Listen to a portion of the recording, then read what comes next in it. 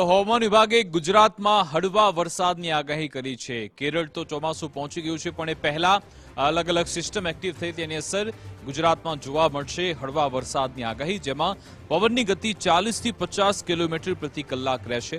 આકાશમાં ભારે ગર્જના અને વીજળીના ચમકારા જોવા મળશે. દરિયાઈ વિસ્તારમાં પવનની ઝડપ 25 કિલોમીટર પ્રતિ રહેશે. વેસ્ટર્ન ડિસ્ટર્બન્સ અને સાયક્લોનિક સર્ક્યુલેશનની પણ અસર જોવા મળી. કેરળમાં પહોંચેલો ચોમાસું આગામી 2 થી 3 દિવસમાં આગળ વધશે. 10 જૂન સુધી હવામાન વિભાગ દ્વારા વરસાદની આગાહી કરવામાં આવી. 10 जून तक इसमें आज हल्का से मध्यम बरसात का संभावना रहेगा गुजरात रीजन में, और जो सौराष्ट्र कच्छ की दक्षिण और दक्षिण पूर्वी जो जिला है इसमें हल्का से मध्यम बरसात का संभावना रहेगा. इसके साथ आपका थंडरस्टॉर्म का भी वार्निंग दिया गया है. मेघ गर्जना के साथ बिजली गिरने का संभावना रहेगा. जो विंड स्पीड, हवा का झोंका जो रहेगा 40 से 50 किलोमीटर प्रति घंटा होने का संभावना रहेगा.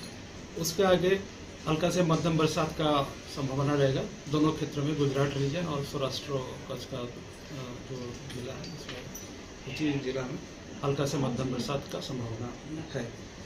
अभी जो अधिकतम तापमान है इसमें कोई बड़ा बदलाव नहीं रहेगा अगले 7 दिन तक. कोस्टल क्षेत्र में अभी जो पवन का दिशा है दक्षिण पश्चिम में लिए दक्षिण पश्चिम दिशा से पवन चल रही है, और जो स्पीड है 15 से 20 नॉट और गास्टिंग टू 25 नॉट होगा. इसमें स्टीप प्रेशर ग्रेडियंट के कारण ये स्पीड है.